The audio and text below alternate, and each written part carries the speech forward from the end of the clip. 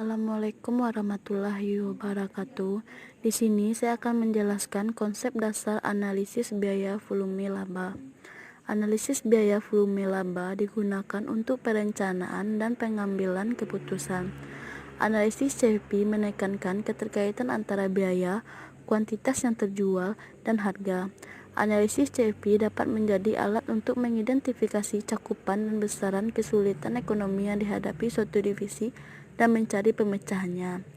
Analisis CFP juga dapat mengatasi banyak isu lainnya seperti jumlah unit yang harus dijual untuk mencapai impas, dampak pengurangan biaya tetap terhadap titik impas, dan dampak kenaikan harga terhadap laba.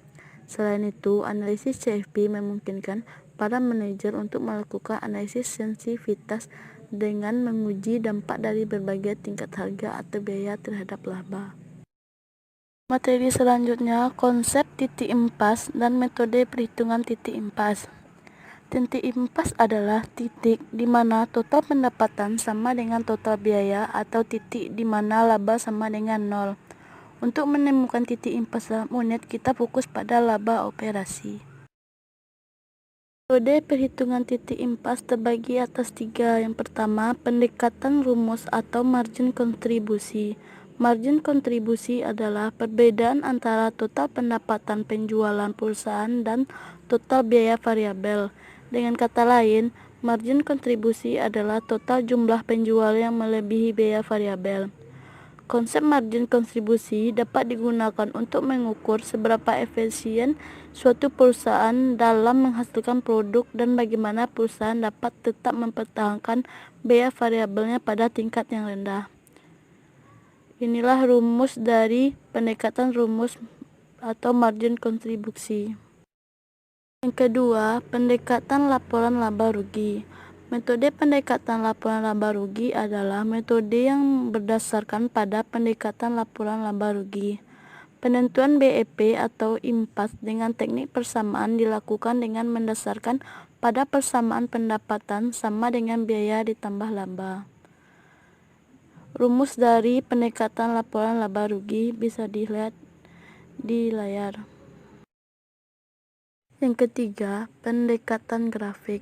Menurut Shimamura, grafik titik impas atau BEP mempunyai beberapa hal penting, yaitu selama harga jual melebihi biaya variabel, maka penjual yang lebih banyak akan menguntungkan perusahaan, baik dengan meningkatkan laba ataupun mengurangi kerugian. Grafik biaya, volume, atau laba menggambarkan hubungan antara biaya, volume, dan laba. Untuk mendapatkan gambaran yang lebih terperinci, perlu dibuat grafik dengan 2 garis terpisah, yaitu garis total pendapatan dan garis total biaya. Inilah rumus dari BEP, metode pendekatan grafik. Contoh analisis titik impas atau break-even point BEP dengan metode grafis digambarkan dalam kurva seperti gambar di bawah ini. Materi selanjutnya, target laba dan jenis-jenis target laba. Target laba adalah sebuah target yang dibuat perusahaan sehingga perusahaan akan berusaha keras untuk mencapainya. Target laba dapat dinyatakan dalam satuan mata uang atau persentase dari pendapatan penjualan. Pendekatan laba operasi dan pendekatan margin kontribusi dapat disesuaikan dengan mudah untuk mencapai target laba. Jenis-jenis target laba. Yang pertama, target laba dalam jumlah dolar atau satuan mata uang. Yang kedua, target laba dalam persentase dari pendapatan penjualan. Pendapatan penjualan adalah harga yang dikalikan dengan kuantitas dengan menggunakan laporan laba rugi. Yang ketiga, target laba setelah pajak.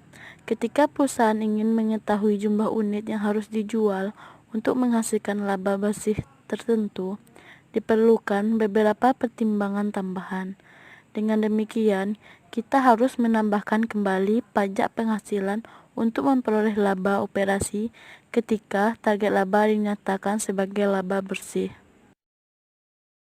Materi selanjutnya, grafik hubungan biaya volume laba. Analisis volume dan laba merupakan grafik yang memberikan informasi bagaimana pengaruh perubahan volume pada laba perusahaan.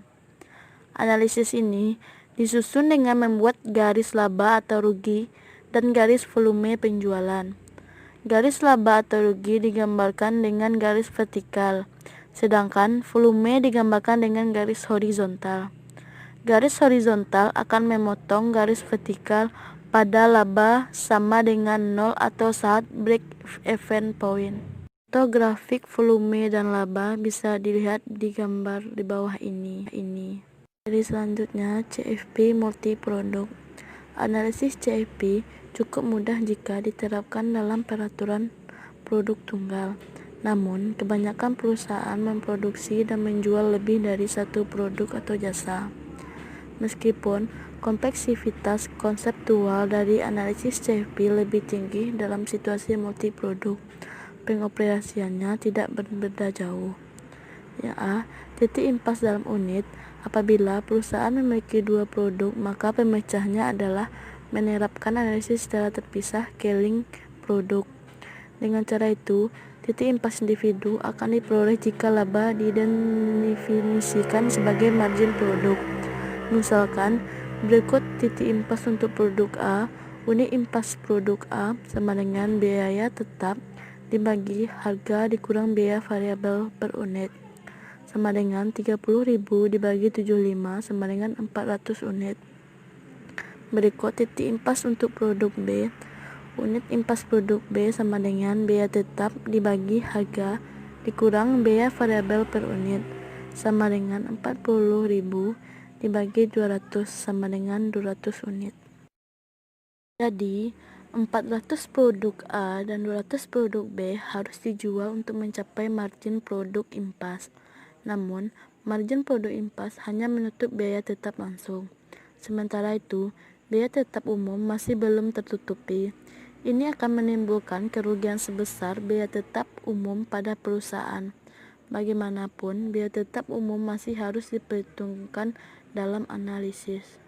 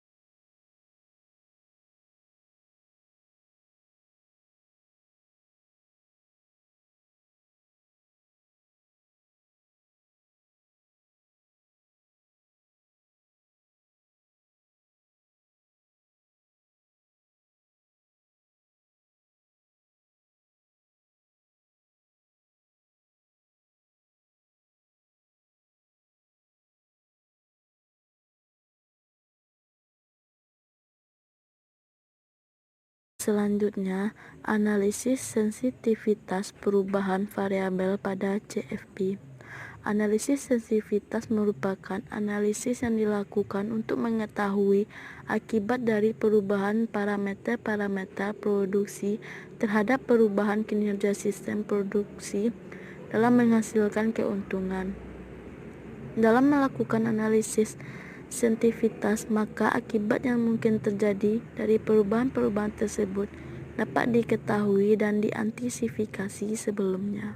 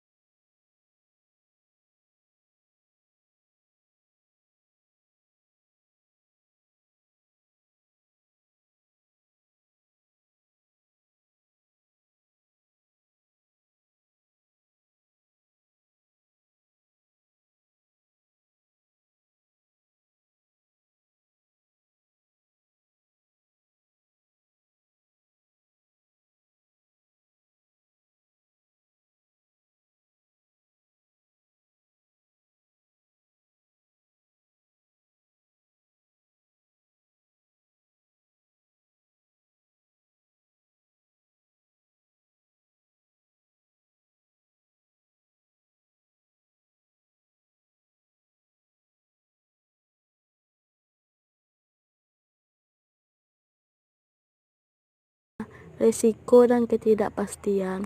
Asumsi penting dalam CFP adalah harga dan biaya diketahui dengan pasti. Namun, hal tersebut jarang terjadi. Risiko dan ketidakpastian adalah bagian dari pengambilan keputusan bisnis dan bagaimana hal itu harus ditangani. Margin pengaman adalah unit yang diharapkan terjual atau pendapatan yang diharapkan untuk dihasilkan yang melebihi volume impas. Margin pengaman dapat dipandang sebagai ukuran kasar dari risiko. Pada kenyataannya, peristiwa yang terjadi diketahui selalu muncul ketika rencana telah disusun. Hal itu dapat menurunkan penjualan di bawah jumlah yang diharapkan. Apabila margin pengamanan perusahaan adalah besar atas penjual tertentu yang diharapkan di tahun depan, maka risiko menderita kerugian jika penjualan menurun lebih kecil dari margin pengamanan yang kecil. Yang kedua, pengungkit operasi. Pengungkit operasi merupakan penggunaan biaya tetap untuk menciptakan perubahan persentase laba yang lebih tinggi ketika aktivitas penjualan berubah. Semakin besar tingkat pengungkit operasi, semakin banyak perubahan dalam aktivitas penjualan akan mempengaruhi laba. Contoh dari tingkat pengungkit operasi sama dengan margin kontribusi dikurang laba. Bisa dilihat dari gambar di bawah ini. Dari soal di atas, laba untuk produk A akan naik sebesar 200.000, kenaikan 160%. Pada produk B, laba meningkat hanya 80.000, kenaikan 80%. Produk A menghasilkan kenaikan yang lebih besar karena memiliki tingkat pengungkit operasi yang lebih tinggi. Maka dapat dilihat di sini, pengaruh pengungkit operasi merupakan suatu informasi yang berharga dalam pengambilan keputusan terhadap risiko. Ya, selesai juga materi kita, objek garapan akuntansi manajemen. Kalau ada kesalahan mohon dimaafkan. Assalamualaikum warahmatullahi wabarakatuh.